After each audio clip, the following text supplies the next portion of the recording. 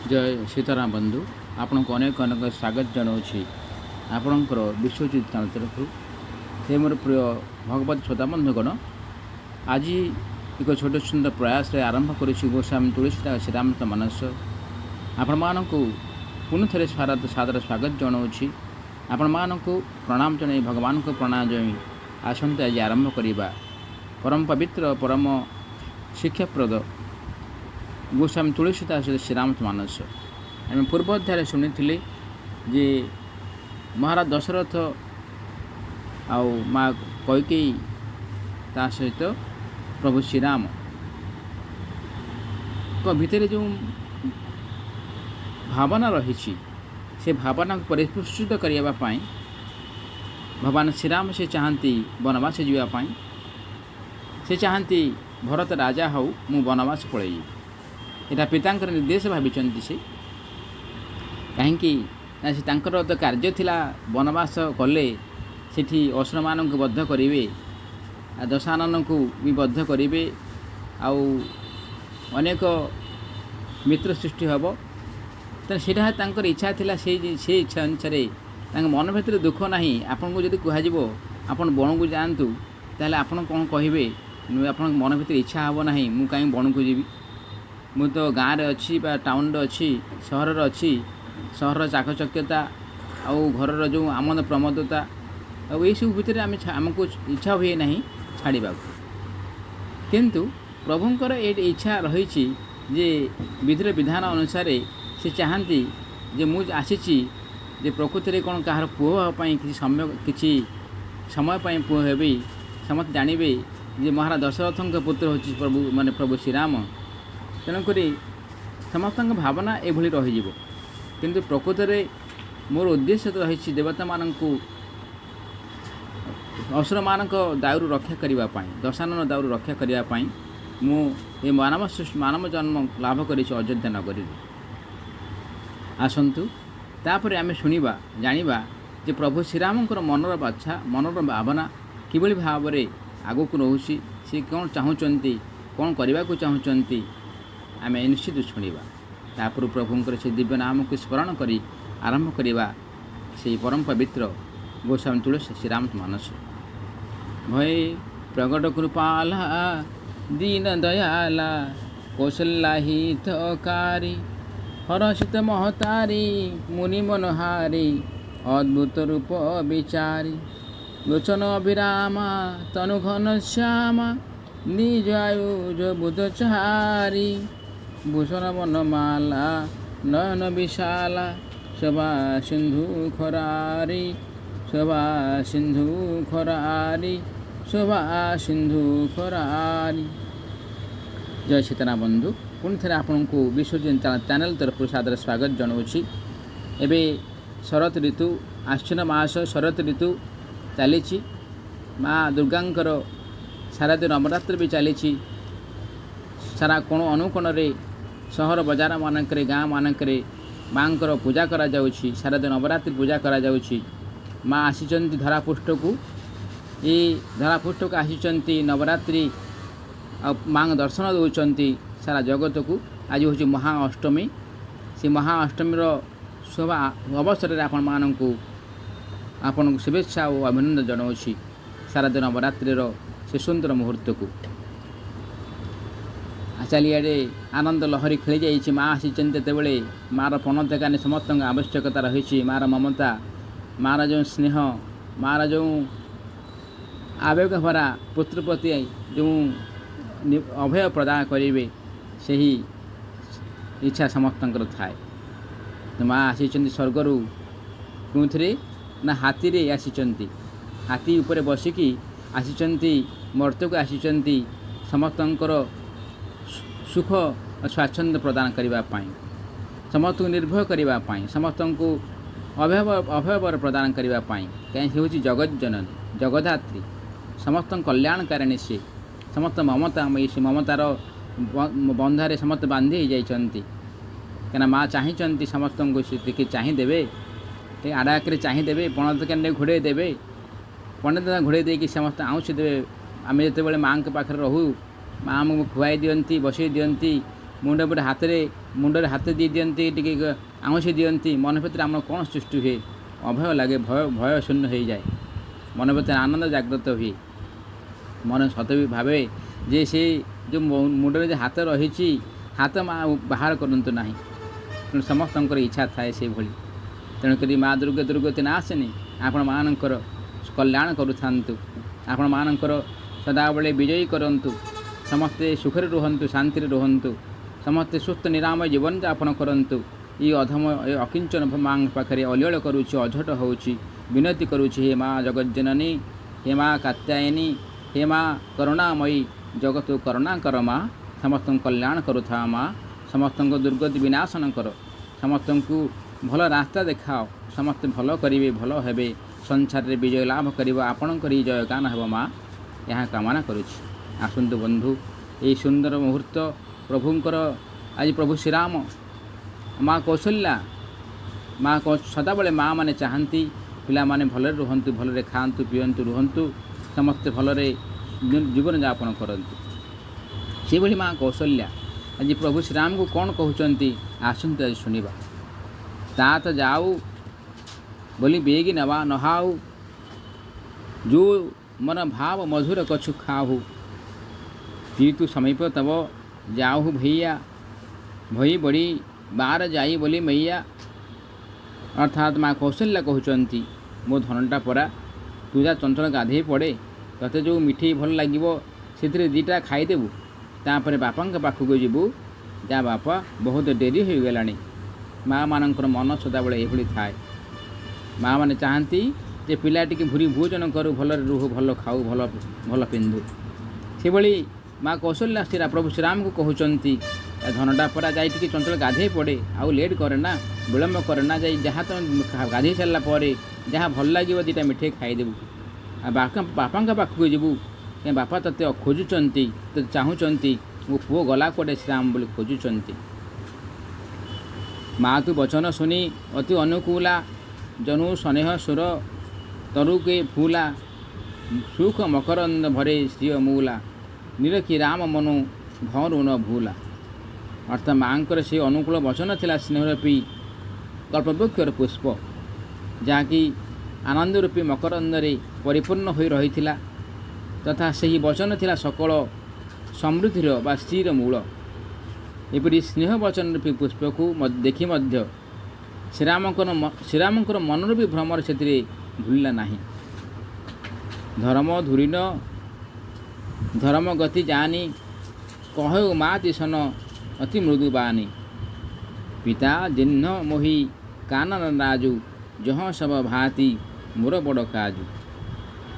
अर्थात धर्म धुरंधर रामचंद्र धर्मर गति जानी माता को अत्यंत कोमल भाव में कहले, हे माँ, पिता मते वनराज्य देइछंती, मु जो अयोध्या राज्य चाही था, अयोध्या राज्य मु राजा ही था, अयोध्या राज्य राजा ही था, मते माँ कौन कर पिता कौन कर वन को दे, वन को राज्य कहते वन राज्य देइछंती।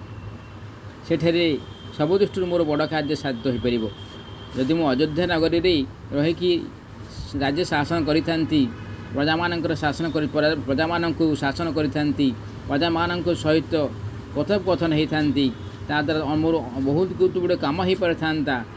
तथापि मु जो वनराज्य देइछंती से वनराज्य मध्य मोर बहुत गुड़े काम हो पार, मु बड़ सब कार्य गुड़ाक साधित हो पार। आयुषु देहि मुदित मन माता, जेहि मुद मंगल कानन जाता, जनी स्नेह बस डर पेशी भोरे, आनंद अब अनुग्रह तोरे। माँ तुम्हें मत आनंद मन रे आदेश दियो, जहाँ फल कि मोर वनयात्रा आनंदमय और मंगलमय हो पार। तुम्हें स्नेहवशत भूलले मो पाई भय करिब नाही। हे माँ, तुम कृपारू मोर सब भल ही भल हेब। कहीं माँ मैंने चाहिए कि मो वनरे रहू, जंगल रहू, जंगल कष्ट जंगल माने भयभीत जगार रहू, जंगल कौन रही जगह है प्रकृति में कई माँ चाहती ना कि बापा माने चाहती ना कि अनुकूल लोक मैंने भल पाती से कई भी चाहिए ना जे मो पिला जा बन रे जंगल रहू बोली। କାହିଁକି ଜଙ୍ଗଲର ପରିବେଶ ଆଉ ରାଜ୍ୟର ପରିବେଶ ସମ୍ପୂର୍ଣ୍ଣ ଅଲଗା। ତେଣୁକରି କେହି ଚାହାନ୍ତି ନାହିଁ ବରଷ 4 10 ବିପିନ ବସି କରି ପିତୁ ବଚନ ପ୍ରମାଣ ଆଇ ପାୟ ପୁନି ଦେଖି ହଉ ମନୁ ଜନି କରସି ମଲାନ। ଅର୍ଥାତ୍ 14 ବର୍ଷ ବନବାସ କରି ପିତାଙ୍କ ବଚନକୁ ସତ୍ୟ ପ୍ରମାଣିତ କରି ମୁଁ ଫେରି ଆସି ତୁମର ଚରଣ ଦର୍ଶନ କରିବି। ତୁମେ ମନରେ ଦୁଃଖ କର ନାହିଁ। ବଚନ ବିନୀତ ମଧୁର ରଘୁବର କେ ସରସମ ଲଗେ ମା ତୁର କର କେ ସହମି ସୁଖୀ ସୁନି ଶୀତଲି ବାଣୀ ଜିମି ଜବାସ ପରେ ପାମସ ପାନି। ଅର୍ଥାତ୍ ରଘୁକୁଳ ଶ୍ରେଷ୍ଠ ଶ୍ରୀରାମଙ୍କର ଏହି ଅତି ନମ୍ର ଓ ମଧୁର ବଚନ ମାତାଙ୍କ ହୃଦୟରେ ବାଣ ପରି ବିନ୍ଧି ହୋଇଯାଇ ତାଙ୍କୁ ଅତ୍ୟନ୍ତ କଷ୍ଟ ଦେଲା। ବର୍ଷା ପାଣି ପଡ଼ିଗଲେ ଜବାସ ଘାସ ଯେପରି ମ୍ଳାନ ହୋଇଯାଏ, ସେହି ଶୀତଳ ବଚନ ଶୁଣି କୌଶଲ୍ୟା ସେହିପରି ଭୟରେ ମ୍ଳାନ ହୋଇପଡ଼ିଲେ। କାହିଁକି ନା ପ୍ରଭୁ ଶ୍ରୀରାମ ଯେଉଁ ମଧୁର କଣ୍ଠରେ କହୁଛନ୍ତି, କୋମଳ ବଚନରେ କହୁଛନ୍ତି ଯେ ମୁଁ ବଣକୁ ପଳାଇବି, 14 ବର୍ଷ ବନବାସ କରିବି, ପିତାଙ୍କ ବଚନକୁ ରକ୍ଷା କରିବି, 14 ବର୍ଷ ବନବାସ କରିସାରିଲା ପରେ ତୁମ ପାଖରେ ଆସି ପହଞ୍ଚିବି, ତୁମେ ମୋତେ ଆନନ୍ଦ ମନରେ ମୋତେ ବିଦାୟ ଦିଅ, ଯେଭଳି ମୁଁ ଭଲରେ ଭଲରେ ଯାଇକି ଭଲରେ ଭଲରେ ଫେରି ଆସିବି। ଏସବୁ କହିବା ପରେ ପ୍ରକୃତିରେ କ'ଣ ମାଆ ମାନେ ଚାହିଁବେ ଯେ ପୁଅ ମୋର ବଣକୁ ଯାଉ, ବଣରେ ରହୁ, ଏ ଅଯୋଧ୍ୟା ନଗରୀ ରାଜପ୍ରସାଦ ଛାଡ଼ିକି ବଣରେ ଜଙ୍ଗଲବାସୀ ହଉ, ବନବାସୀ ହଉ, ଏହା କ'ଣ ମାଆ ମାନେ ଚାହିଁବେ କି? ସେଇଭଳି ମାଆ ମାନେ ଚାହିଁବେ ନାହିଁ। ସେଇଭଳି ଏ ଯେଉଁ ଶୁଣି ସାରିଲା ପରେ ମା କୌଶଲ୍ୟା ମନ ଭିତରେ ଅତ୍ୟନ୍ତ କଷ୍ଟ ଅନୁଭବ କରିଛନ୍ତି। ତାଙ୍କ ହୃଦୟରେ ସତେକି ଧନୁଷର ଭୀଷଣ ଧନୁଷର ପଶିଯାଉଛି, ଏଭଳି କଷ୍ଟ ଅନୁଭବ କରୁଛନ୍ତି। କହି ନ ଯାଇ କଛୁ ହୃଦୟ ବିଷାଦୁ ମନହୁ ମୃଗୁ ଶୁନି କହରି ନାଦୁ ନୟନ ସଜଲ ତନ ଥର ଥର କାଁପି ମା ଝଇ ଖାଇ ମିନ ଜନୁ ମାପି। ଅର୍ଥାତ୍ ହୃଦୟର ବିଷାଦ ଭାଷାରେ କହିହେବ ନାହିଁ। ସିଂହର ଗର୍ଜନ ଶୁଣି ହରିଣୀ ଛାନିଆ ହୋଇଗଲା ପରି ସେ ଛାନିଆ ହୋଇଗଲେ। କିଏ ଛାନିଆ ହୋଇଗଲେ? ମା କୌଶଲ୍ୟା ଛାନିଆ ହୋଇଗଲେ। କାରଣ ମା ଚାହାନ୍ତି ନାହିଁ ଯେ ପୁଅ ବଣକୁ ଯାଉ ବୋଲି। ତାଙ୍କ ନେତ୍ର ଅଶ୍ରୁଜଳରେ ଭରିଗଲା, ଶରୀର ଥର ଥର ହୋଇ କମ୍ପିଲା। ପ୍ରଥମ ବର୍ଷାର ଫେଣ ଖାଇ ମାଛ ଯେପରି ବେହୋସ ହୋଇଯାଏ, ତାଙ୍କ ଅବସ୍ଥା ଠିକ୍ ସେହିପରି ହୋଇଗଲା। କାହିଁକି? ପୁଅ ଶ୍ରୀରାମ ଚାହୁଁଛନ୍ତି ବଣକୁ ଯିବେ। ସେ କହୁଛନ୍ତି ଯେ ପିତାଙ୍କର 14 ବର୍ଷ ବନବାସ ଯେଉଁ ସତ୍ୟ ପାଳନ କରିଛନ୍ତି, ସତ୍ୟ ମୁଁ ପାଳନ କରିବି। ସତ୍ୟ ତ କହିଛନ୍ତି, ତ୍ରିବାର ସତ୍ୟ କରିଛନ୍ତି, ଯାହା କଥା ଦେଇଛନ୍ତି ମା କୈକେୟୀଙ୍କୁ, ମୁଁ ସେ କଥା ପାଳନ କରିବି। ମୁଁ ବଣକୁ 14 ବର୍ଷ ବନବାସ ଯିବି, ସେଇଠି ମୁଁ କାମ କରିବି, ମୁଁ ବଡ଼ କାର୍ଯ୍ୟ ମୋର ହେବ, ସେଇଠି ମୁଁ କାର୍ଯ୍ୟ ସାଧ୍ୟ କରିବି। ତାଙ୍କ ମନ ଭିତରେ ରହିଛି। କାହିଁକିନା ସେ ପ୍ରଭୁ ଶ୍ରୀରାମ ଭଗବାନ ତ ସେ ନିଜେ ସେ ଜାଣନ୍ତି କ'ଣ କରିବେ, କ'ଣ ନାହିଁ, କ'ଣ ପାଇଁ ଆସିଛନ୍ତି ସଂସାରକୁ, ଏ ମର୍ତ୍ତ୍ୟପୁରକୁ, ପୃଥିବୀକୁ ଆସିଛନ୍ତି ମର୍ତ୍ତ୍ୟପୁରକୁ। ସେ ଜାଣିଛନ୍ତି କ'ଣ କରିବେ। କାହିଁକି ସେ ମାଆଙ୍କୁ ବା କହିବେ? କାହିଁକି ନା ସେ ମାଆର କୌଣସି ମାଆର ପୁଅ ହେବା ପାଇଁ କ'ଣ ସ୍ୱତନ୍ତ୍ର ଭାବେ ଆସିଛନ୍ତି କି? ନାହିଁ। ସେ ତ ଆମେ ତାଙ୍କର ସନ୍ତାନ ସମସ୍ତେ। କାହିଁକି? ସେ ହେଉଛି ସର୍ବଶକ୍ତିମାନ, ସେ ହେଉଛି ଆମ ପରମ ପିତା। ପରମ ପିତା ହିସାବରେ ଆମେ ତାଙ୍କର ସନ୍ତାନମାନେ। ଆମେ କିନ୍ତୁ ମାନବ ଦୃଷ୍ଟିରେ ଦେଖିବାକୁ ଗଲେ ମହାରାଜ ଦଶରଥ, ମା କୌଶଲ୍ୟା ହେଉଛି ପିତାମାତା, ପୁତ୍ର ହେଉଛନ୍ତି ଶ୍ରୀରାମ। ତେଣୁକରି ମା ଭାବିଛନ୍ତି ଯେ ପୁଅକୁ ଯଦି ସ୍ନେହ ବୋଲି କହିଦେବି, ମୋ କଥା ଟିକେ ଗ୍ରହଣ କରିବ, ମୋ କଥା କହିବା ଅନୁସାରେ ସେ ଯିବନି, ମୋ କଥାକୁ ଭାଙ୍ଗିବନି ବୋଲି ମାଆର ମନ ମମତାର ଭାବନା ଭିତରେ ସେ କୋମଳ କଣ୍ଠରେ ସେ ଯାହା କହିଲେ, ପ୍ରଭୁ ଶ୍ରୀରାମଙ୍କ ମନକୁ ସେ ଆସିଲା ନାହିଁ। ସେ ମମତା ଭିତରେ ବାନ୍ଧି ରହିଲେ ନାହିଁ। କାହିଁକି ନା ସେ ମମତା ଭିତରେ ବାନ୍ଧି ରହିବା କ'ଣ ବ୍ୟକ୍ତି କି? ନାହିଁ। କାହିଁକିନା ବ୍ୟକ୍ତି ଆଉ ବ୍ୟକ୍ତିତ୍ୱ ଭିତରେ ତଫାତ୍ ରହିଛି, ଆଉ ଆତ୍ମା ଓ ପରମାତ୍ମା ଭିତରେ ତଫାତ୍ ରହିଛି। କାହିଁକି? ଆତ୍ମା ସେ ପରମାତ୍ମାଙ୍କର ଅଂଶ ହିଁ, ବ୍ୟକ୍ତିତ୍ୱର ହିଁ ଅଂଶ ହିଁ। ତେଣୁ ବ୍ୟକ୍ତି ପାଖରେ ବ୍ୟକ୍ତିତ୍ୱ ଯେଭଳି ଅଧିକ ଗୁଣବାନ ହୋଇଥାଏ, ଆଉ ଆତ୍ମା ଭିତରେ ପରମାତ୍ମା ଯେଭଳି ଶ୍ରେଷ୍ଠ ହୋଇଥାଏ, ତେଣୁକରି ମା ତ ସଦାବେଳେ ଶ୍ରେଷ୍ଠ ଥାଏ। ମା ହିଁ ସବୁଠାରୁ ଶ୍ରେଷ୍ଠ, ସବୁଠାରୁ ଭଗବାନଙ୍କର ମଧ୍ୟ ଶ୍ରେଷ୍ଠ। କିନ୍ତୁ ଏଠି ପ୍ରଭୁ ଶ୍ରୀରାମ କ'ଣ ମାଆଙ୍କ କଥା ରକ୍ଷା କଲେ କି? ସେ ବାହାନା ଦେଲେ ଯେ ପିତାଙ୍କ କଥା ଅନୁସାରେ ମୁଁ କଥା କାମ କରିବି।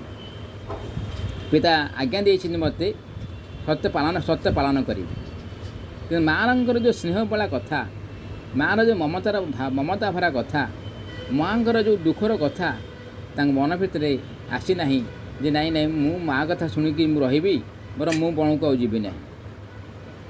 ମୋ ମାଆ ମନ ଦୁଃଖ କରୁଛନ୍ତି, ମନ କଷ୍ଟ କରୁଛନ୍ତି, ତେଣୁକରି ମୁଁ କାହିଁକି ମାଆ ଥର ହେଇସାରିଲାଣି, କମ୍ପି ସାରିଲେଣି, ଆଉ ମନ ଦୁଃଖରେ ମ୍ରିୟମାଣ ହେଇସାରିଲେଣି, ଆଉ ତଳେ ପଡ଼ିଗଲାଣି, ମୁଁ କାହିଁକି ତାଙ୍କ କଥାକୁ ନ ଶୁଣିକି କାହିଁ ବଣକୁ ଯିବି? ଏ କଥା ପ୍ରଭୁଙ୍କୁ ଶ୍ରୀରାମଙ୍କ ମନ ଭିତରେ ଆସିଛି କି? ନାହିଁ, ଆସିନାହିଁ।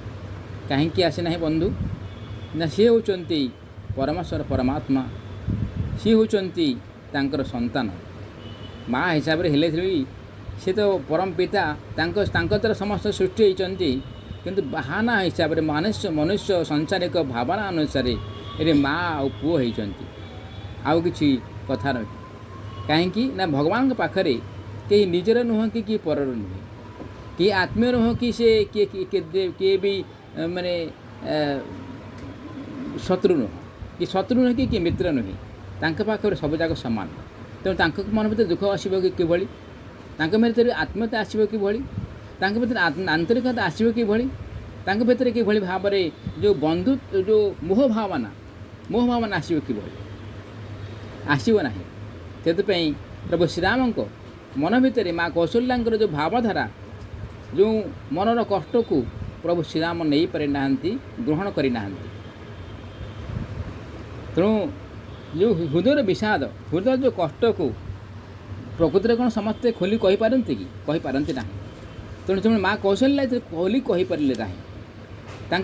ତାଙ୍କ ମନ ଭିତରେ କେତେ କଷ୍ଟ ହେଉଛି, କେତେ ମନ ଭିତରେ ଦୁଃଖ ହେଉଛି, ସେ କାହାକୁ ଖୋଲି କହିପାରିଲେ ନାହିଁ। ତେଣୁ ସିଂହର ଗର୍ଜନ ଶୁଣିକି ହରିଣୀ ମା କ'ଣ କରେ ନା ଛାନିଆ ହେଇଯାଏ। କାଳେ ମୋ ଛୁଆକୁ ଖାଇଦେବ କି ଆସିକି? ମୋ ଛୁଆକୁ କ'ଣ ନେଇଯିବ କି ମୋତେ ନେଇଯିବ କି? ତେଣୁ ମନ ଭିତରେ ଭୟ ସୃଷ୍ଟି ହୁଏ। ତେଣୁକରି ଏଇଭଳି ଭାବରେ ମାଆଙ୍କର ନେତ୍ର କ'ଣ ହେଲା ନା ଅଶ୍ରୁରେ ଭରିଗଲା। ତାଙ୍କ ଶରୀର ଗୁଡ଼ାକ ଥର ହେଇଗଲା। କାହିଁକି ନା ଯେତେବେଳେ ହରିଣୀ ସିଂହର ଗର୍ଜନ ଶୁଣିଲା ପରେ କ'ଣ ହୁଏ? କାଳେ ମୋ ପାଖକୁ ଆସିବ ବୋଲି ସେ ଥରେ କମ୍ପିଯାଏ। ସେ ମା କମ୍ପିଗଲେ। ତାପରେ ଆଉ ଗୋଟେ କଥା ଯେ ପ୍ରଥମ ଯେତେବେଳେ ବର୍ଷା ହୁଏ, ଖରାଦିନ ଚାଲିଥାଏ, ଖରାଦିନ ତାପରେ ବର୍ଷା ହୁଏ। ଯେତେବେଳେ ପ୍ରଥମ ବର୍ଷା ହୁଏ ସେତେବେଳେ କ'ଣ ହୁଏ ନା ପୋଖରୀରେ ବା ଜଳାଶୟ ମାନଙ୍କରେ ସବୁ ମାଛମାନେ ସବୁ ପହଁରୁଥାନ୍ତି, ମାଛମାନେ ସବୁ ରହିଥାନ୍ତି। ଯେତେବେଳେ ପାଣି ପଡ଼େ, ପ୍ରଥମ ବର୍ଷା ପାଣି ପଡ଼େ, ସେ ଫେଣ ବାହାରେ। ସେ ଫେଣ ଖାଇକି ମାଛ କ'ଣ କରେ ନା ବେହୋସ ହେଇଯାଏ। କାହିଁକିନା ନୂଆ କରି ସେ ଯେତେବେଳେ ଫେଣଟା ପହଞ୍ଚେ, ତାପରେ ସେ କ'ଣ ହୁଏ ନା ବେହୋସ ହେଇଯାଇଥାଏ। କାହିଁକିନା ଯେଉଁ 4 ମାସ ଖରାଦିନ ଭିତରେ ସେ ଫେଣ ବାହାରେନି। ତ ନ ବାହାରିବା ଫଳରେ ସେ କ'ଣ ହୁଏ ନା ନୂଆ ଜଳ ପଡ଼େନି। ସେଇଠି ଯେତେବେଳେ ନୂଆ ଜଳ ପଡ଼େ ସେତେବେଳେ ସେ ବେହୋସ ହୋଇଯାଏ। ସେଇଭଳି କୁହାଯାଉଛି, କହିବାର ତାତ୍ପର୍ଯ୍ୟ ହେଉଛି ମାଆଙ୍କର ମନ ମଧ୍ୟ ସେଭଳି ବେହୋସ ହୋଇଯାଇଛି। କାହିଁକି ଦେଖନ୍ତୁ, ସେଠି ପିତା ଦଶରଥ ବେହୋସ ହୋଇ ପଡ଼ିଛନ୍ତି। ସେ ରାମ ବୋଲି ଜପ ମାନେ ମନ ମଧ୍ୟରେ ଡାକୁଛନ୍ତି, ରାମ ରାମ ରାମ ରାମ ରାମ, ମୋ ପୁଅ ଗଲା କୁଆଡ଼େ ବୋଲି ବିଚାର କରୁଛନ୍ତି। ତଳେ ପଡ଼ିଛନ୍ତି, ଉଠୁନାହାନ୍ତି। ସେ ମାଟିରେ ପଡ଼ିଛନ୍ତି, ସେଇ ତଳେ ପଡ଼ିଯାଇଛନ୍ତି। ଯେତେବେଳେ ଶୁଣି ସାରିଲା ପରେ କୈକେୟୀଙ୍କର ଭାଷା, କୈକେୟୀଙ୍କର ଯେଉଁ କଥା ଶୁଣିଲା ପରେ ମନ ଭିତରେ ଯେ 14 ବର୍ଷ ମୋ ପୁଅ ବନବାସ ପଳାଇଯିବ, ପ୍ରଥମ ଭରତ ରାଜା ହେବ, ଭରତ ରାଜା ହେଉ, ସେ ବଡ଼ କଥା ନୁହେଁ। କହିଲେ ସେ ପୁଅ ତ ରାଜା ହେବା କଥା, ଏ ପୁଅ ରାଜା ହେଉ କି ସେ ପୁଅ ରାଜା ହେଉ, ଭରତ ରାଜା ହେଉ କି ଶ୍ରୀରାମ ରାଜା ହେଉ, ସେଥିରେ ମୋର କିଛି କହିବାର ନାହିଁ। କିନ୍ତୁ ପ୍ରଭୁ ଶ୍ରୀରାମ, ମୋ ପୁଅ ଶ୍ରୀରାମ କେବେ ବଣକୁ 14 ବର୍ଷ ନ ଯାଉ, ନିଆ ସେ ଚାହୁଁଛନ୍ତି ଗୋଟେ କଥା, ଯଦି ବଣକୁ ନ ଗଲେ ତାହେଲେ ବର୍ତ୍ତମାନ ଗୋଟେ ଯେଉଁ ପ୍ରଭୁ ଶ୍ରୀରାମ କ'ଣ କରନ୍ତୁ ନା ଗୁରୁ ବଶିଷ୍ଠ ପାଖରେ ରହିଯାଆନ୍ତୁ। ସେ ତ ବଣ ଭିତରେ ଅଛନ୍ତି, ଗୁରୁ ବଶିଷ୍ଠ ନା, ସେ ଆଶ୍ରମ କରି ରହିଛନ୍ତି, ସେ ଆସନରେ ବରଂ ରହିଯାଆନ୍ତୁ। ସେଟା କ'ଣ ବଣ ହେଲାନି କି? ସେଟା ବଣ ହେଲା। ସେଥିରେ ମୁଁ ଜାଣିବି ଯେ ମୋ ପୁଅ କୁଆଡ଼େ ଯାଇନାହିଁ, ମୋ ଗୁରୁଙ୍କ ପାଖରେ ରହିଛି, ଗୁରୁ ବଶିଷ୍ଠଙ୍କ ପାଖରେ ରହିଛି। ତେଣୁ ମନକୁ ମୁଁ ବୁଝେଇଦେବି।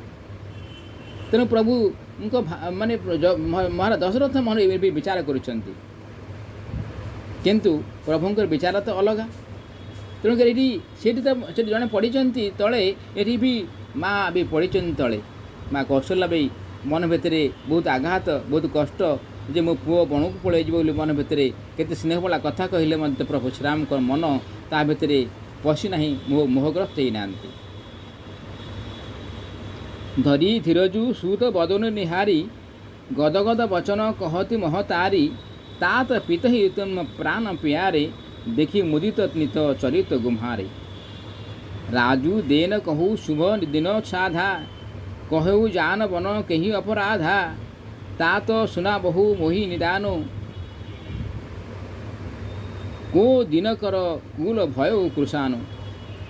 अर्थात कहले कौन प्रकार धैर्य धरी पुत्रर मुह को चाही माँ कौशल्य गदगद कंठरे कहले रे धन तू तो पितांकर प्राणप्रिय समान प्राणप्रिय तू पितांकर प्राण समान प्रिय तू चरित्र देखी से तो सब आनंदित होते से ही राज्य देवाई सुबोधन गणाई पुणी एवं क्यों अपराध हेतु तोते बण को जावाक बण को चली जावाक कहले मो बापाटा परा मत टे ये सबुर कारण शुणा सूर्यवंशरूपी वन को जादेवा निमंते किए एपरी अग्नि होगला कहीं माँ कौशल्या कहते जे तते तो बहुत भल पाती पिता दशरथ हेले एभली कौन व्यवस्था करागला जे सूर्यवंशर भितर किए निआ पशेदेला तते कहीं बण को जावाई कहले सी तते तो ये राज्यर राजा हाँपी कही शुभगण शुभ कौदिन राज्य राजा हम से शुभगणा करते युधिष्ठिर सहित शुभ गुरु वशिष्ठ सहित कथबार्ता करी कौदिन कले कौ समय कले राजा माने राज तिलक पिंधिब ये सब व्यवस्था कर सारी एबड़ी कौन व्यवस्था करागला जे तोते बण को जावाई कहले तू कहूचु जे मत बापा कही बण को जावाई वनराज्य देती या कारण है कौन बाबा निरखी राम रुख सचिव सूत कारण कहे बुझाई सुनी प्रसंग रही मूक जिमी दशा बरनी नहीं जाई। अर्थात से रामक मनोभाष्य से रामक मनोभाव लक्ष्य करी मंत्रीपुत्र समस्त कारण कहीदेले। मंत्रीपुत्र किए ना हूँ सुमंत पुओ मंत्री सुमंत पुओ सकल प्रसंग शुणी राणी मूक परी हतबाक हो गले तांकर सही अवस्था वर्णना करहेब ना कहीं जितेबाला शुणीदे जे ककई ये व्यवस्था ककई दुईटी बर मागी दशरथ को जे प्रथमे भरत राज तिलक पिंधिब आउ श्रीराम वनवास जीव राति न पाहुणी से वनवास चली जा 14 वर्ष वनवास पलैज ये कथा मंत्री पुओ ठार शुणिले माँ कौशल्या से शुणिक हतबाक हो गले एभली हतबाक हो गले जो कि पार्टी बंद हो गला जो मुख कथा कही पारे नहीं तो राणी आज कथा कही पारु नाहंती शुणिक अबाक हो जाइछंती चाहि रहिछंती जे कौन कहबी कौन करी राखी न सकई न कही सक जाहु तुहु भातिउर दारुण कदाहु लिखित सुधाकर गो लिखि राहु लिखित सुधाकर गा लिखि राहु विधिगति बाम सदा सब काहू तो से पुओ को रखाई पार न कि वन को चले जाए बोली कही पार न उभय दिगरु हृदय भीषण संताप होता भावुता विधातार गति समस्त निमंते सर्वदा बाम से चंद्र लिखा बसी किंतु लिखि हो गला राहु। देखु विचारधारा माँ आज अबाक हो जाइछंती राणी कौशल्या माँ कौशल्या अबाक हो जाइछंती एभली अबाक हो जाइछंती से पुओ को जाना बोली कही पारु नाहंती कि बण को चली जा बोली कही पारु नाहंती उभय दिगरु से मन भीतर भीषण संताप दुख सृष्टि होउछि। से भावुथांती जे विधातार गति समस्त निमंते सर्वदा बाम होता है कहीं विधातार या कहबार तात्पर्य होउछि जे आमे जहाँ चाहिथिबा सेटा केबे हबनी केबे हे परिबो नाही आमे जोटा चाहिबा एटा मोर हबा दरकार एटा मो हबो कले एटा मो करूची मु कले या जिनस हबो आमे शुभ चिंता करथिबा अशुभ चिंता कर नथिबा किंतु भगवान के विचारधारा भितर से शुभटा को अशुभ रे परिणत कर देबे हेलानी कि बंधु एठी बहुत दिन है विचार चली महाराज दशरथ गुरु वशिष्ठ को डकई जे ସମସ୍ତେ ତ କହୁଛନ୍ତି ମାନେ ଶ୍ରୀରାମ ରାଜା ହେବେ, ରାଜ୍ୟ ଯୁବରାଜ କରିଦିଅ, ତୁମେ ବୁଢ଼ା ହେଇସାରିଲାଣି, ବୟସ୍କ ହେଲାଣି, ଆଉ ତୁମେ ଥାଉ ଥାଉ ବର୍ତ୍ତମାନ ଶ୍ରୀରାମକୁ ଯୁବରାଜ କର, ତିଳକ ପିନ୍ଧାଅ। ତେଣୁ ଏ କଥା ଯେତେବେଳେ କହିଲେ ତ କହିଛନ୍ତି ଗୁରୁ ବଶିଷ୍ଠଙ୍କୁ। ଗୁରୁ ବଶିଷ୍ଠ ଦେଖିଲେ ଯେ କେଉଁ ଦିନ କଲେ ହେବ, ତେଣୁ ସେ ସବୁ ବ୍ୟବସ୍ଥା କଲେ। ବ୍ୟବସ୍ଥା କରିକି ବର୍ତ୍ତମାନ ଶୁଭ ଦିନ ଶୁଭ ସମୟ ବ୍ୟବସ୍ଥା କଲେ। କିନ୍ତୁ ହେଲା କ'ଣ, ଏସବୁ ବ୍ୟବସ୍ଥା ହୋଇସାରିଲା, ସମସ୍ତେ ରାଜ୍ୟବାସୀ ଆନନ୍ଦ ନାଚି ଉଠିଲେ, ଚାରିଆଡ଼େ ତୋରଣ ଲଗା ହୋଇଗଲା, ସବୁବେଳେ ଶୁଭ ମଙ୍ଗଳ ବାଦ୍ୟ ବାଜିଲା, ସବୁବେଳେ ଶୁଭର ମାନେ ସୁନ୍ଦର ସୁନ୍ଦର ଫୁଲ ସଜା ହୋଇଗଲା, ଚାରିଆଡ଼େ ସମସ୍ତେ ସଜେଇ ହୋଇଗଲେ, ସମସ୍ତେ ଲୁଗା ନୂଆ ସବୁ ପିନ୍ଧିଲେ, ସମସ୍ତେ ଅପେକ୍ଷା କଲେ ରାତି କେତେବେଳେ ପାହିବ, ଆମେ ସମସ୍ତେ ସେଇ ସୁନ୍ଦର ମୁହୂର୍ତ୍ତକୁ ଦେଖିବୁ, ନେତ୍ର ପୁରିକି ଦେଖିବୁ। କାହିଁକିନା ସେ ନେତ୍ର ଏଭଳି ନେତ୍ର ଯେଭଳି କି ଭଗବାନଙ୍କର ରାଜତିଳକ ଦେଖିବେ, ପ୍ରଭୁ ଶ୍ରୀରାମଙ୍କର ରାଜତିଳକ ଦେଖିବେ, ସମସ୍ତେ ଉତ୍କଣ୍ଠା କରି ଚାହିଁ ରହିଛନ୍ତି। ଚାତକ ପକ୍ଷୀ ଆକାଶକୁ ଚାହିଁଥାଏ, କେତେବେଳେ ସ୍ୱାତି ନକ୍ଷତ୍ର ଆସିବ, ସୂର୍ଯ୍ୟଙ୍କର ସ୍ୱାତି ନକ୍ଷତ୍ର ଆସିବ, ସେତେବେଳେ ସେ ମାନେ ଆକାଶରୁ ଜଳକଣାଟେ ପଡ଼ିବ, ଉପରକୁ ଥଣ୍ଟ ଟେକି ଛିଡ଼ା ହେଇ ରହିଛନ୍ତି, ଜିଭରେ ଟିକେ ପଡ଼ିବ ବୋଲି ବର୍ଷକୁ ଅପେକ୍ଷା କରିଥାନ୍ତି। ସେ ସମୟ ସେ ପଡ଼େ, ସେ ନହେଲେ ନ ପଡ଼ିବେ, ସେ ପାଟି ଛୁଟିକି ବନ୍ଦ ହୋଇଗଲା।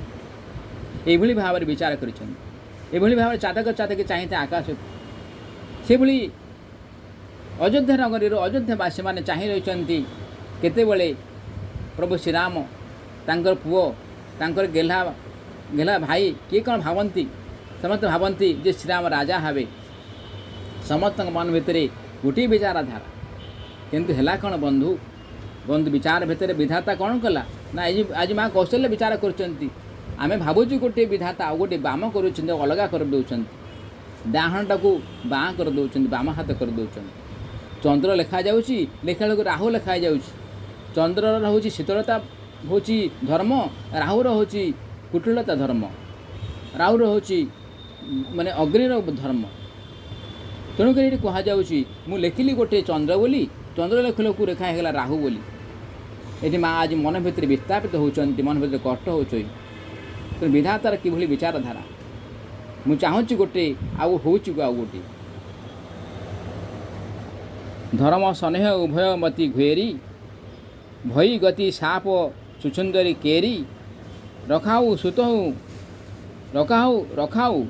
ସୁତ ହିଁ କରଉ ଅନୁରୋଧ, ଧର୍ମ ଯାଇ ଅରୁ ବନ୍ଧୁ ବିରୋଧ। ଅର୍ଥାତ୍ କୌଶଲ୍ୟାଙ୍କ ବୁଦ୍ଧିକୁ ଧର୍ମ ଓ ସ୍ନେହ ଉଭୟ ଆବରି ବସିଲେ। ତାଙ୍କ ଦଶା ନାଗ ଚୁଚୁନ୍ଦ୍ରା ଧରିବା ପରି ହୋଇଗଲା, ନାଗ ଚୁଚୁନ୍ଦ୍ରା ଧରିବା ପରି ହୋଇଗଲା। ମୂଷା ବୋଲି ଭାବି ସେ ଚୁଚୁରାଙ୍କୁ ଧରିବା ପରେ ତା ଦୁର୍ଗନ୍ଧ ହେତୁ ନାଗ ତାକୁ ଖାଇପାରେ ନାହିଁ, କି ତା ଅନ୍ଧ ହୋଇଯିବା ଭୟରେ ଛାଡ଼ିପାରେ ନାହିଁ। ଦେଖନ୍ତୁ କିଭଳି ଭାବରେ ଉଦାହରଣ ଦିଆଯାଉଛି। କାହିଁକିନା ମା କୌଶଲ୍ୟାଙ୍କର ବୁଦ୍ଧିକୁ ଧର୍ମ ଓ ସ୍ନେହ ଉଭୟ ଆବରି ବସିଲେ। କାହିଁକିନା କୌଶଲ୍ୟାଙ୍କ ମାଆଙ୍କର କୌଶଲ୍ୟା ବୁଦ୍ଧି ଅତ୍ୟନ୍ତ ସୁନ୍ଦର ଥିଲା, କୋମଳ ବଚନ ଥିଲା, ଏତେ ସୁନ୍ଦର ଥିଲା। ମନର ଭିତରର ହୃଦୟ ଯେଭଳି ସୁନ୍ଦର, ବାହାରେ ମଧ୍ୟ ସେଠି ସୁନ୍ଦର। ତେଣୁକରି ସମସ୍ତ ଧର୍ମ କ'ଣ କହିଲା, ସିଏ ମୋର, ସ୍ନେହ କହିଲା ସିଏ ମୋର ଆବରି ବସିଲେ।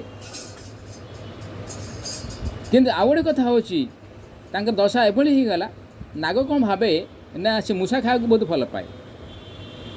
ମୂଷା ଖାଇବା ପାଇଁ ଯେତେବେଳେ ଦେଖୁଛି, ମୂଷାଟା ସେଠି ପଛଆଡ଼ ଦେଖୁଛି ଯେ ମୂଷାଟା ସେଠି ଅଛି, ଭାବିଲା, ଦେଖିଲା ବେଳକୁ ଯେତେବେଳେ ପାଟି ପକେଇକି ଖାଇବାକୁ ଦେଲା, ଖାଇକି ପାଟିକୁ ପାଖକୁ ଯାଇଯାଇଛି, ସେ ଭାବିଲା ଯେ କ'ଣ ତ ଭଲ ବାସ୍ନା ହେବା କଥା, କିନ୍ତୁ କ'ଣ ଦୁର୍ଗନ୍ଧ ବାସ୍ନା ହେଉଛି।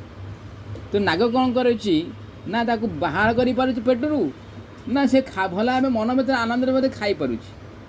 ତେଣୁ ସେଭଳି ଅବସ୍ଥା ଦେଖନ୍ତୁ, ଏଭଳି ନାଗ ଚୁଚୁନ୍ଦ୍ରା ଧରିବା ପରି ହୋଇଗଲା। ମୂଷା ବୋଲି ଭାବୁଥିବା ଚୁଚୁନ୍ଦ୍ରାକୁ ଧରିବା ପରେ ତାର ଦୁର୍ଗନ୍ଧ ହେତୁ ନାଗ ତାକୁ ଖାଇପାରେ ନାହିଁ, କି ଅନ୍ଧ ହୋଇଯିବା ଭୟରେ ଛାଡ଼ିପାରେ ନାହିଁ। କାରଣ ଅନ୍ଧ ହୋଇଯିବା ଅର୍ଥ କ'ଣ ନା, ଭୋଗ ଲାଗୁଛି ତାକୁ ଖାଇବା ପାଇଁ, ନା ଖାଇସାରିଛି, ପାଟି ଭିତରେ ରହିଯାଇଛି, ବାହାର କରିବ କେମିତି। ସେଇଭଳି ଭାବିଲେ।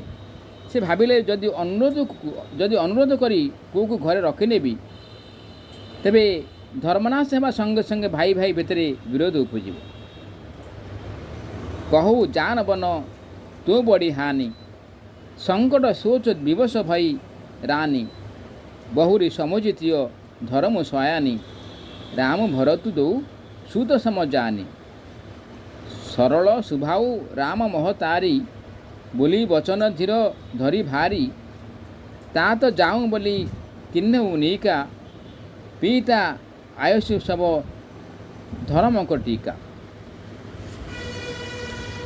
ଅର୍ଥାତ୍ ଏବେ ଏବଂ ଯଦି ବଣକୁ ଯା ବୋଲି କହିଦେବି ତେବେ ଘୋର କ୍ଷତି ହୋଇଯିବ। କାହିଁ ଏଠି ମାଆ କୌଶଳ ବିଚାର କରୁଛନ୍ତି, ଯଦି ପୁଅକୁ କହିବି ତୁ ବଣକୁ ଚାଲିଯା, ବଣକୁ ଚାଲିଗଲା ପରେ ଏଇଠି କ'ଣ ହେବ ନା ଘୋର କ୍ଷତି ହେବାର କାରଣଟା କ'ଣ ନା ଯେଉଁ ରାଜା ଦଶରଥ ପୁଅ ପୁଅ ବୋଲି ବିଚାର କରୁଛନ୍ତି, ପୁଅ ପୁଅ ବୋଲି ଡାକୁଛନ୍ତି, ପୁଅ ପୁଅ ବୋଲି ତାଙ୍କର ଏତେ ଭଲ ପାଇବା, ତାଙ୍କ ପ୍ରାଣଠାରୁ ଅଧିକ ଭଲ ପାଆନ୍ତି, ତାଙ୍କ ଅବସ୍ଥା କ'ଣ ହେବ? ତାପରେ ରାଜ୍ୟର ଅବସ୍ଥା କ'ଣ ହେବ? ଯଦି ସେଠି ରାଜା ମହାରାଜ ଦଶରଥ ରହିବେନି ତାହେଲେ ଏ ସଂସାରଟା ରାଜା ଦଶରଥଙ୍କର ଯେଉଁ ରାଜ୍ୟ ସେଭଳି କିଭଳି ବା ତିଷ୍ଠି ରହିବ? ଏପରି ଧର୍ମ ସଙ୍କଟରେ ପଡ଼ି ରାଣୀ ଘୋର ଚିନ୍ତାରେ ପଡ଼ିବ। ସେଥିରେ ଶେଷରେ ପତିବ୍ରତା ଧର୍ମକୁ ସମ୍ମାନ ଦେଇ ରାମ ଓ ଭରତ ଉଭୟ ପୁତ୍ରକୁ ସମାନ ମଣି ସେ ବୁଦ୍ଧିମତୀ ସରଳ ସ୍ୱଭାବା ଶ୍ରୀରାମ ଜନନୀ ଧୈର୍ଯ୍ୟ ଧରି କହିଲେ, ଧନରେ ତୁ ଠିକ୍ କରିଛୁ, ତୋ ଧର୍ମନିଷ୍ଠାକୁ ମୁଁ ଜୁହାର କରୁଛି। ପିତୃଆଜ୍ଞା ପାଳନ କରିବା ହିଁ ସବୁଠାରୁ ଶ୍ରେଷ୍ଠ ଧର୍ମ। ମା ନିଜକୁ ମନକୁ ବୁଝେଇ ଦେଲେ, ମନକୁ ବୁଝେଇ ଦେଇକି କହୁଛନ୍ତି, ହଉ ଥାଉ, କିଛି କଥା ନାହିଁ। ଭରତ ରାଜା ହେଇଥିଲେ ଭଲ ହେଇଥାନ୍ତା, ଶ୍ରୀରାମ ରାଜା ହେଇଥିଲେ ଭଲ ହେଇଥାନ୍ତା, ରାମ ରାଜା ହେଇଥିଲେ ଭଲ ହେଇଥାନ୍ତା। ଓ ଯେହେତୁ ରାଜା ହେବ ସେଥିରେ କ'ଣ କହିବାର ଅଛି, ଆଉ ମୁଁ କ'ଣ କହିବି? ଆଉ ଗୋଟେ କଥା ହେଉଛି, ସେ ତ ପିତୃଆଜ୍ଞା ପାଳନ କରି ବଣକୁ ଯାଉଛନ୍ତି, ତେଣୁକରି ସେ କ'ଣ କଲେ, ହେ ପୁଅ, ହେ ଧନ, ତୁ ଯାହା ମନ ଭିତରେ ଭାବିଛୁ ସେଇଟା ହିଁ ତୁ କରେ। ତେଣୁ ତୋତେ ମୁଁ ତୋର ଯେଉଁ ଧର୍ମନିଷ୍ଠାକୁ ମୁଁ ଜୁହାର କରୁଛି, ପ୍ରଣାମ କରୁଛି। ଏଇ ଦେଖନ୍ତୁ ମାଆଙ୍କର ଭାବନା, ମାଆଙ୍କର କିଭଳି ପୁତ୍ର ପ୍ରତି ମନକୁ ମନ ବୁଝେଇବା ଛଡ଼ା ଆଉ କିଛି ଉପାୟ ଅଛି ବନ୍ଧୁ? ମନକୁ ବୁଝାଇବା ଛଡ଼ା କିଛି ଉପାୟ ନାହିଁ। ଏ ସଂସାରରେ ଆମେ ଯେତେବେଳେ ନିଜ କର୍ମ ଅନୁସାରେ ଚାଲିଛେ, କର୍ମ କରୁଛେ, କର୍ମ କରିବା ଭିତରେ ଯେତେବେଳେ ବିଧାତା ବାମ ହୋଇଯାଏ, ମନକୁ ବୁଝାଇ ଦିଆଯାଏ, ଆଉ କିଛି କରିବା ଉପାୟ ନଥାଏ।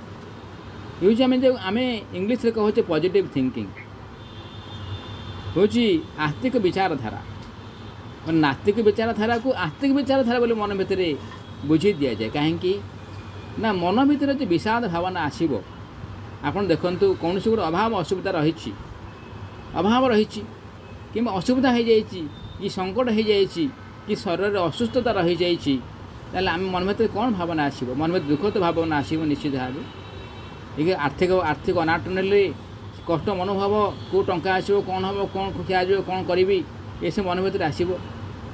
ସେତେବେଳେ ଆମେ ବିଚାର କରୁ, ହଉ ଯାହା ମିଳିଲା ତାହା ଖାଇଦେବା ବୋଲି ବିଚାର କରୁ। ଆମେ ଯେଉଁ ଭୁରି ଭୋଜନ କରିଥାନ୍ତେ, ଆମେ 6 ତିଅଣ 9 ଭଜା କରିଥାନ୍ତେ, ଏଠି କ୍ଷୀରି ଖେଚୁଡ଼ି କରିଥାନ୍ତେ, ଖାଇଥାନ୍ତେ, ସେଥିରେ ଯେଉଁ ଆନନ୍ଦ ପାଇଥାନ୍ତେ, ଆଜି ଭାତ ଟିକେ, ଲୁଣ ଟିକେ ବା ମାନେ ଲେମ୍ବୁ ଟିକେ, ଲଙ୍କା ଟିକେ ଖାଇଦେଇକି ଆମେ ବଞ୍ଚିଯିବା ପେଟ ପୁରିବା ପାଇଁ। ସେତେବେଳେ ମନ ଭିତରେ ଭାବରେ, ହଉ ପେଟ ତ ପୁରିବା କଥା, ପେଟ ପୁରିଗଲା, ଆମର ଆଉ କ'ଣ ଆବଶ୍ୟକତା ଅଛି? ହଉ ଠିକ୍ ଅଛି, ଭଗବାନ ଯାହା ଦେଇଛନ୍ତି ସେଇଟା ଠିକ୍ କଥା। କାହିଁକିନା ସେ ଭାବୁଥିଲା ମୋତେ ଆଜି ଏ ବହୁତରେ ଟଙ୍କା ମିଳିଥାନ୍ତା, ଐଶ୍ୱର୍ଯ୍ୟ ମିଳିଥାନ୍ତା, ସେ ଐଶ୍ୱର୍ଯ୍ୟ ଟିକିଏ ଗୋଟେ ସେକେଣ୍ଡରେ ସେ ଧୂଳିସାତ ହୋଇଗଲା। ସେତେବେଳେ ମନ ଭିତରେ ଏଇ ବିଚାରଧାରା ଆସେ, ମନକୁ ବୁଝେଇ ଦିଆଯାଏ। ଯଦି ମନକୁ ନ ବୁଝେଇବ ତାହେଲେ ମନ କ'ଣ ହେବ? ଏ ଶରୀର କ'ଣ ରହିବ କି? ଆଉ ଶରୀର ଚିନ୍ତାରେ କ'ଣ ହେବ? ଯେଭଳି କି ମାଟି ଖାଏ ଲୁଣ ଖାଏ ହାଣ୍ଡି, ଚିନ୍ତା ଖାଏ ଗଣ୍ଡି ଯେ କୁହାଯାଏ, ସେଭଳି ଭାବରେ ଏଇ ଯଦି ଲୁଣଟା ଆପଣ ରଖନ୍ତୁ, ହାଣ୍ଡିରେ ଭିତରେ ରଖନ୍ତୁ, କିଛି ଦିନ ପରେ ଆସ୍ତେ ଆସ୍ତେ ସେ ଖାଇକି ଯିବ। ଆପଣ ଗୋଟେ ଜିନିଷ ଚିନ୍ତା କରନ୍ତୁ, ଚିନ୍ତା କରିସାରିଲା ପରେ କ'ଣ ହେବ ନା ଶରୀରଟା ଆସ୍ତେ ଆସ୍ତେ ନଷ୍ଟ ହୋଇକି ଯିବ, ଗଣ୍ଡି ବା କୁହାଯାଏ, ଚିନ୍ତା ଖାଏ ଗଣ୍ଡି। ସେଭଳି ଭାବରେ ଏଇଟା ହେଉଛି ଆପଣଙ୍କର ଆର୍ଥିକ ବ୍ୟବସ୍ଥା କହିଲେ ବା ଶାରୀରିକ ବ୍ୟବସ୍ଥା କହିଲେ। ଶରୀର ଆଜି ରୋଗ ହୋଇଯାଇଛି, ରୋଗ ହେଲା ପରେ ମନ ଭିତରେ ଅନେକ କଷ୍ଟ ହେଉଛି, ଶରୀର ଆପଣ କଷ୍ଟ ଅନୁଭବ କରୁଛନ୍ତି। ଆଜି ଆର୍ଥିକ ବି ଅନାଟନ ହେଉଛି, ଆର୍ଥିକ ବହୁତ ଖର୍ଚ୍ଚ ହେଉଛି ମଧ୍ୟ, ବାରମ୍ବାର ହସ୍ପିଟାଲକୁ ଯିବାକୁ ପଡ଼ୁଛି। ତେଣୁ ମନ ଭିତରେ ରୋଗ, ତା ସହିତ କର୍ମ, ଯିବାକୁ ପଡ଼ିବ ହସ୍ପିଟାଲକୁ, ଶାରୀରିକ କଷ୍ଟ, ତା ତୃତୀୟରେ ହେଉଛି ଆର୍ଥିକ ଧନ ପୀଡ଼ା, ଶରୀର ପୀଡ଼ା ଆଉ ଧନ ପୀଡ଼ା ଆଉ ମାନବ ପୀଡ଼ା ମଧ୍ୟ। ମାନବ ପୀଡ଼ା ସିଏ କହିଲାଣି ଆରେ କେତେ ତାକୁ ରୋଗ ହେଇଛି, ଏମିତି ରୋଗ ହେଇଛି, ସେୟା ରୋଗ ହେଇଛି, ଘୃଣା କରିବା, ଏ ଭାବନା ବି ରହିଲା। ତେଣୁକରି କିଭଳି ଭାବରେ ଆମକୁ ଆମେ ବୁଝାଇବା ପାଇଁ ହେଲେ କ'ଣ କରିବା? ପ୍ରଭୁ ଦେଇଛନ୍ତି ଶରୀର ତ ପ୍ରଭୁଙ୍କର, ଏ ମନୋବିତ ପ୍ରଭୁଙ୍କର, ଏ ଯେଉଁ ରକ୍ତ ମାଂସ ହାଡ଼ର ଶରୀର ଦେଇଛନ୍ତି ପ୍ରଭୁଙ୍କର। ତେଣୁ ମୁଁ କିଛି କରିବାର ନାହିଁ। ଯେ ପ୍ରଭୁଙ୍କ ଇଚ୍ଛା ଯଦି ଅଛି ସେ ଶରୀରକୁ ରଖିବେ, ନହେଲେ ତ ନ ରଖିବେ, ତାଙ୍କ ଉପରେ ନିର୍ଭର କରୁଛି। ଏକୁ ମନକୁ ବୁଝେଇଦେବା, ବୁଝିବା ପାଇଁ ନ ବୁଝିବା ଉପାୟ କ'ଣ ଅଛି ସେଠି? ଏଇଠି ମା କୌଶଲ୍ୟାଙ୍କଠାରୁ ଶିଖିବା କଥା। ମା କୌଶଲ୍ୟାଙ୍କର ମା ପୁଅ ରାଜା ହେଇଥାନ୍ତେ, କାଲି ସକାଳ ପାଇଥିଲେ ରାଜା ହେଇଥାନ୍ତେ, ମାନେ ଅଯୋଧ୍ୟାନଗର ରାଜା ହେଇଥାନ୍ତେ, ସେ ଚକ୍ରବର୍ତ୍ତୀ ରାଜା ହେଇଥାନ୍ତେ। କିନ୍ତୁ ସେ ରାତି ନ ପାହୁଣୁ ସେ ବଣକୁ ଯାଉଛନ୍ତି। ତେଣୁ ବୁଝିବେ କ'ଣ? ସେ ଆଉ କ'ଣ ବୁଝେଇବେ ମନକୁ? ଯଦି ମନକୁ ନ ବୁଝାଉଛନ୍ତି ଆହୁରି ଅନେକ କ୍ଷତି ହେବ। ଶାରୀରିକ କଷ୍ଟ ହେବ, ଆର୍ଥିକ କ୍ଷତି ହେବ, ପ୍ରଜାମାନଙ୍କର କ୍ଷତି ହେବ। ତେଣୁ ମନକୁ ବୁଝେଇ ଦେଇଛନ୍ତି। ତେଣୁକରି ଆସନ୍ତୁ ବନ୍ଧୁ, ଏଭଳି ମନକୁ ବୁଝେଇବା ଛଡ଼ା ଆମ ପାଖରେ ଉପାୟ କିଛି ନାହିଁ। କାହିଁକି ଆମେ ତ ବଡ଼ ଲୋକକୁ ଉତ୍ତର ନାହିଁ। ଯେଭଳି ଭାବରେ କୁହାଯାଉଛି, ଆପଣ ଗୋଟେ ସଂସ୍ଥା ଭିତରେ ରହିଛନ୍ତି, ସଂସ୍ଥାର ଉପର ଅଫିସର ଅଛି, ଉପର ଅଫିସର ଆପଣଙ୍କୁ କ'ଣ କରିବ କ'ଣ ନାହିଁ ତାଙ୍କ ଉପରେ ନିର୍ଭର କରେ। ଆପଣଙ୍କ ଇଚ୍ଛା ଉପରେ ନିର୍ଭର କରୁଛି। ସେ ଆପଣଙ୍କ ଇଚ୍ଛା ଉପରେ ନିର୍ଭର କରୁନାହିଁ, ଆମ ଇଚ୍ଛା ଉପରେ ନିର୍ଭର କରୁନାହାନ୍ତି। ସେ ତାଙ୍କର ଇଚ୍ଛା ଯାହା ସେ ନିୟମ କାନୁନ କରିବେ, ସେ ନିୟମ କାନୁନ ଭିତରେ ଆମେ ଚାଲିବା। ସେଭଳି ଭାବରେ ଭଗବାନ ସର୍ବଶକ୍ତିମାନ, ସେ ସର୍ବଶକ୍ତି ସମସ୍ତଙ୍କର ପିତା, ପରମ ପିତା। ସେ ପରମ ପିତା ଯଦି ସେ ସମସ୍ତ ଶକ୍ତି ରହିଛି, ସମସ୍ତ ପାୱାର ତାଙ୍କ ପାଖରେ ରହିଛି, ତେଣୁ ସେ ପାୱାରକୁ ଯଦି ୟୁଟିଲାଇଜ୍ କରିବେ, ତାହେଲେ ସେ କ'ଣ କରିବେ? ତାଙ୍କ ଇଚ୍ଛା ଅନୁସାରେ କରିବେ ନା ଆମକୁ ପଚାରି କ'ଣ କରିବେ କି? ତ ଆମକୁ ପଚାରି କରିବେ ନାହିଁ। ତେଣୁକରି ତାଙ୍କ ଇଚ୍ଛା ଯାହା, ତେଣୁକରି କୁହାଯାଏ आपकी इच्छा पूर्ण हो, आपण की इच्छा सदाबले पूर्ण हो। महाप्रभु, हे महाप्रभु, हे दयासागर पितावास प्रभु अंतर्जामी, आपण की इच्छा ही पूर्ण हो। कहीं आम इच्छा तो आप पूर्ण करें ना, क्या आम मनर भावनाटा आम जानी ना, आपण के आमर मन भावना जानते, से अनुसार आप कम करमको दंड दौरान कि सुख दौरान कि शांति दौरान। तेणु ये भाव में माँ कौशल्या निज मन को बुझे देती आ जुहार करिसें प्रभु श्रीराम को, कहले तू धर्मनिष्ठा केते सुंदर, तेणुकरी तते नमस्कार करुच्ची, तो धर्मनिष्ठा को प्रणाम करुच्ची। माँ आज पुओ को तांगर कर्तव्य तांगर निष्ठा पाई प्रणाम करुच्ची। कहीं ये संसार किए कौन चाहती कि भल सुखरे रहा समस्त चाहते नहीं कि चाहती दुखरे रहा। आपड़ सुखरे आप गाँव में अच्छा, राजप्रसाद अच्छा, राजप्रसाद आपन केते पात्र मंत्री मैंने अच्छा, आपण चाकर बाकर मैंने अच्छा, आपन को केतबे कौन दरकार है आप पालिंकी नहीं जाऊँगी, आप घोड़ार नहीं जाऊँगी, सवार कर नहीं जाऊँगी, आपन को व्यवस्था रही कार अच्छी। आप बर्तमान जुगे कार रही समस्त मैंने वीआईपी लोक मैंने अच्छा, केते बहुत व्यवस्था रही। आ से व्यवस्था से लोक जदि जीव जंगल खाली कौटे कंटा है, कौटे पथर अच्छी, कौटे पहाड़ अच्छी, कौटी बर्तमान माने विभिन्न प्रकार जीवजंतु रही, भय रही। यहाँ भी किए चाहब कि किए चाहब ना। किंतु आज प्रभु श्रीराम त्यागर प्रतीक देखते जे ये त्याग ही जीवन सुख और शांति से रही। तेणु से चाहते राजप्रसाद आवश्यकता नहीं, पिता जहाँ कहते पिता कथा को पालन करी। तेणुक मुझे जाऊँ बण को, मत बापा बण को राजी देते, से आनंद सहित मन भितर आनंद से जाऊँच ये जो सत्य पालन करने ये भाग आम बुझेदेवा, मन को बुझेदेवा। रोज बंधु आपण मान सहित अनेक कथा कहली। आपण पुणी आउ थे ये शरत ऋतु आसन्न मास शरत ऋतु शुक्ल पक्षरे आपण मान पुणी थे स्वागत जनाऊँगी माँ से शारदीय नवरात्रि। आपण मान को यही सुंदर कथा किभली लगिला निश्चित भाव कमेंट द्वारा जनइबे। आपन तो कमेंट द्वारा जनाऊ ना कहीं ना आपन श्रीराम पद लिखापी आप कष्ट हो, तेणु कहीं लिखे आप थे लिखि देखु से आप कमेंट श्रीराम पद लिखिदे आप कौन कष्ट हो नाई बंधु, कष्ट हवा कथा नुहे। कहीं श्रीराम हूँ आमर हृदयर स्पंदन, आम हृदयर स्पंदन आप देखिले जानवे हृदय स्पंदन गोटे सेकेंड बंद हुए ना, गोटे सेकेंड बंद हो गले से सब शरीर निर्जीव हो जाए। तेणुक श्रीराम पदटी लिखि दिंतु, आपण स्पंदन और सुंदर हो, आप आनंद लहरी खेलीजे, प्रभुंकर आत्मानंद भासीजे, आनंद आनंद मिल, शांति शांति मिल। रोच बंधु नमस्कार। जय सीताराम, जय सीताराम, जय सीताराम।